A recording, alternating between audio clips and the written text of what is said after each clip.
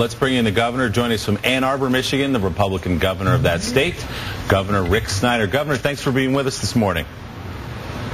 It's great to be with you. Well, you've said Mitt Romney understands Michigan. That's why you endorsed him. Why isn't he doing better right now in the polls? Well, as you said, there's 11 days to go, so there's still a fair amount of time given the primary schedule.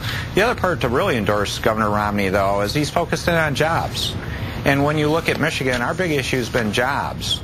We've come a long way. We had 14% unemployment back in 2009. We're at 9.3, but we still have a long way to go.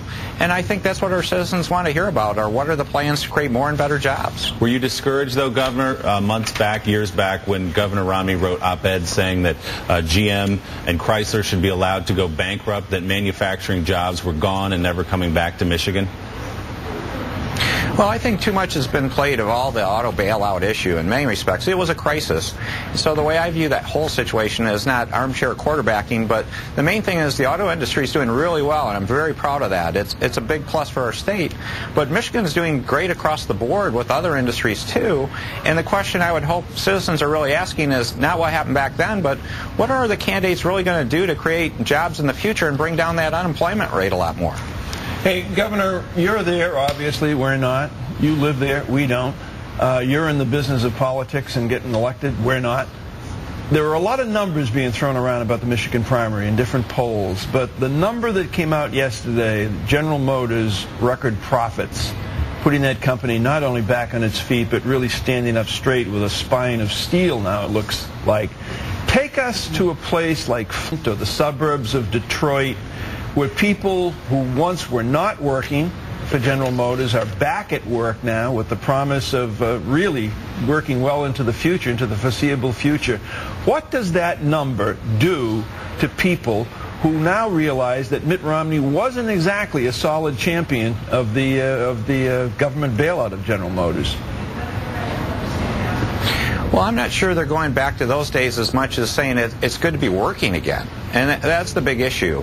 And in many respects, that's a great thing in Michigan. People get excited about the bonus checks and what that does to the whole economy, because that gets to retail, other parts of the business world that help employ other people.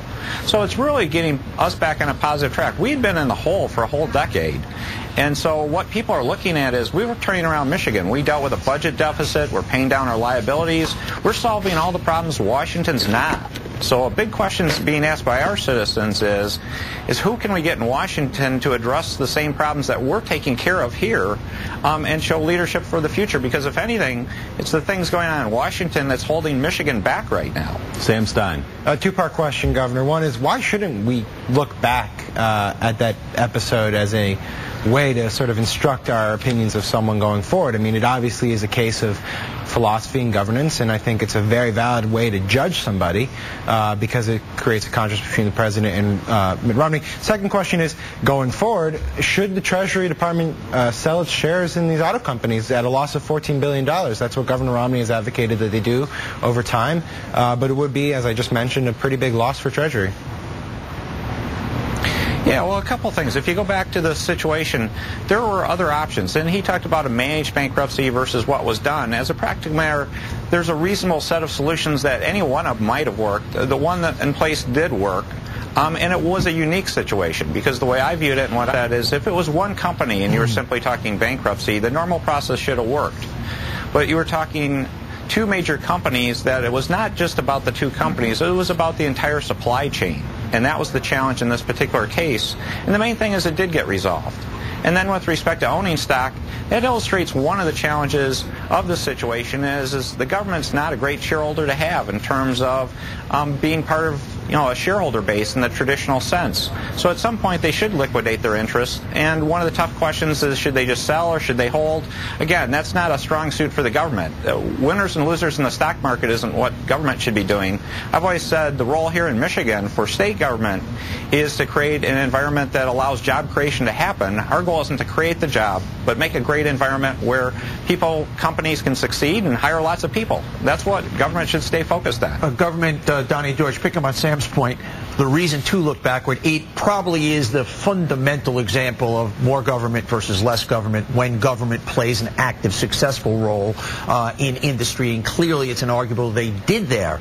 My question to you just mentioned were jobs, and I guess we can all go around the table and go, we're for more jobs. Can you specifically tell me what Mitt Romney has suggested to create more jobs in this country?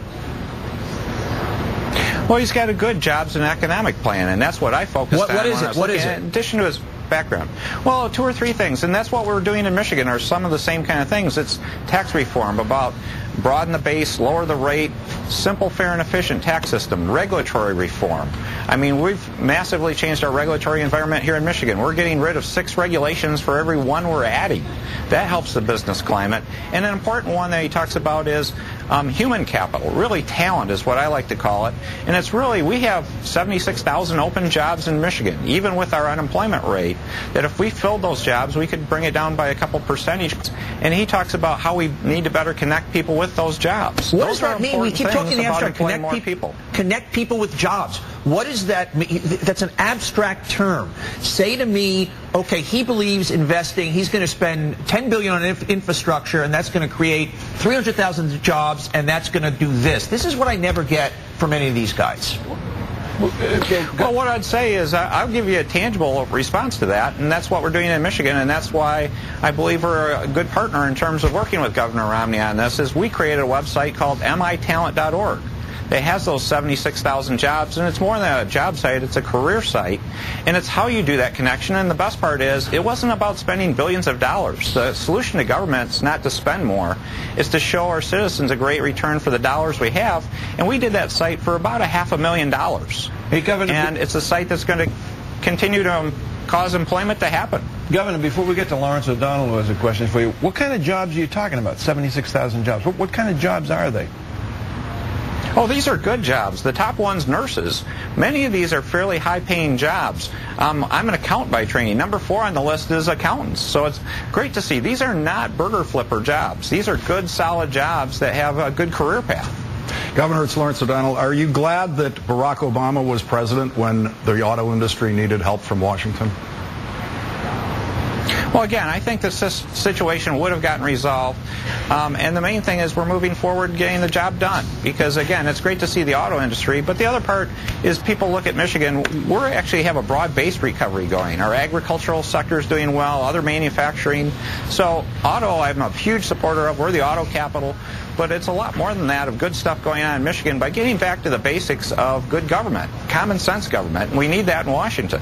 And, Governor, how long do you think it will take for the Snyder surge to occur for the Romney campaign now that you endorsed him? What should we be looking for in the polls on Monday? Well, again, the polls don't say anything that quickly. I lived through the polls. I was in the margin of error when I started my campaign, being new to the political world. The main thing is people start focusing on the jobs question.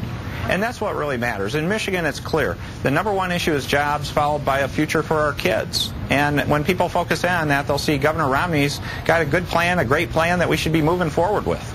And Governor Snyder, before we let you go, we've been watching this clip all morning of Mitt Romney speaking yesterday, talking about his love for trees, lakes, and cars. What is, Donnie wants to know, the perfect height for a Michigan tree? Because Governor Romney says the trees there are just the right height. Well, we have so many great trees. This is a great state. This is pure Michigan.